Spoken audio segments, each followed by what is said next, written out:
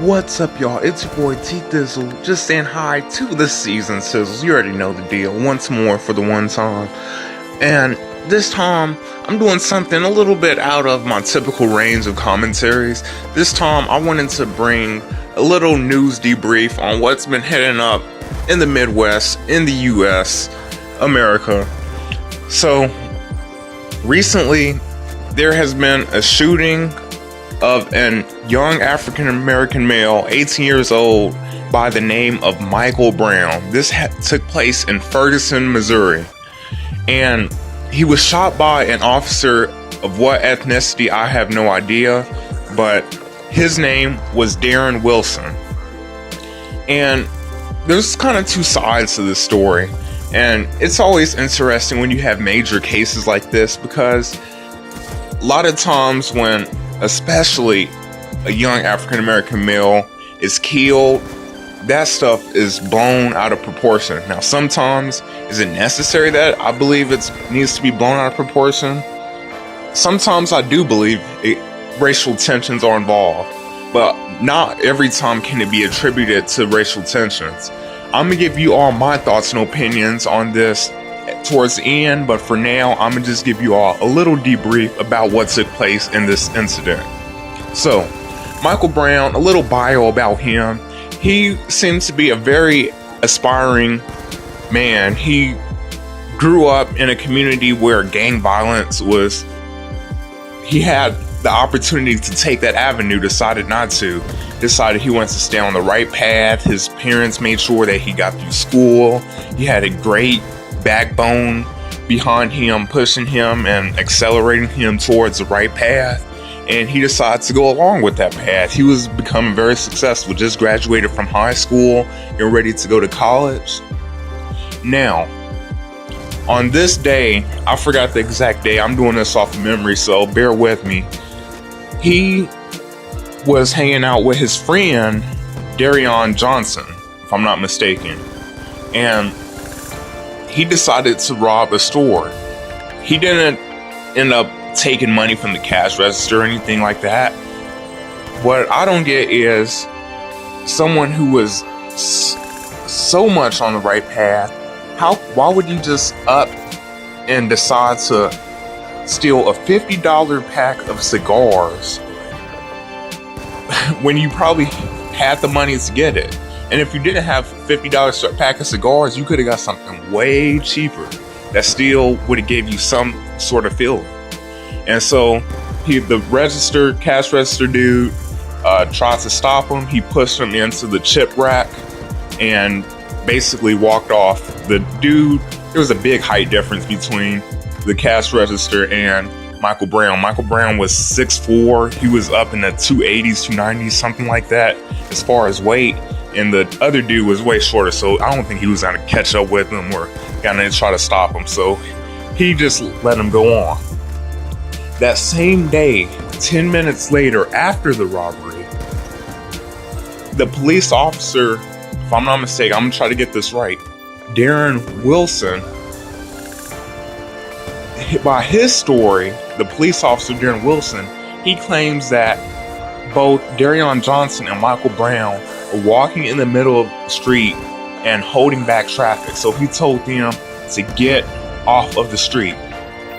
Followed by that, he claims that Michael Brown attacked him where the first bullet was shot. After the first bullet was shot, he claims that Michael Brown tried running away, and when he tried running away, that's when the other bullets were shot. I hope I got that right. Now, of course, Michael Brown isn't living today to tell his side of the story, but his witness, his friend, Darren Johnson, was able to testify. And what he claimed happened was that they were walking on the sidewalk.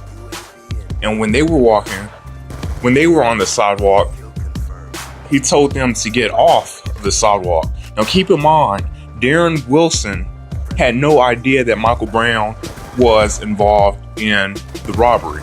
So it's not like he identified the description of the person and said, hey, I need to get these guys. So he had no idea. So basically, he was possibly telling African Americans who had no clue what they were up to just to get down. And so anyway, Darren Johnson's side of the story is he told them to get off of the sidewalk and was getting ready to put them in a police car. The police officer, Darren Wilson, was so vigorous with force that he was trying to shove the door open, thrust the door open. When he thrust it open, I guess it bounced off of Michael Brown and it shut back.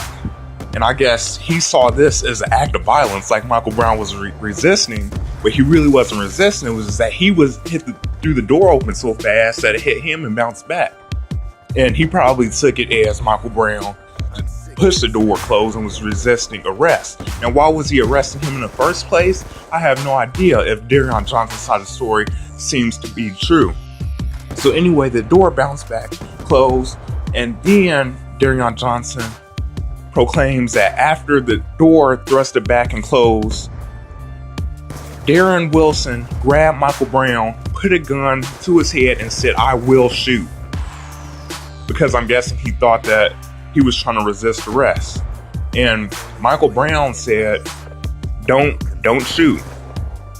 Put his hands up, said, "Don't shoot." That's why if you see a lot of the pictures that are going across the media now, it's famous for that quote, "Hands up, don't shoot," because that's what they're saying that Michael Brown said before he was shot. He said, "Don't shoot," because he had his hands up in submission. That's the universal sign. If you got your hands up and a cop is pointing a gun at you, that means you surrender, you submit, you're in charge, don't attack me.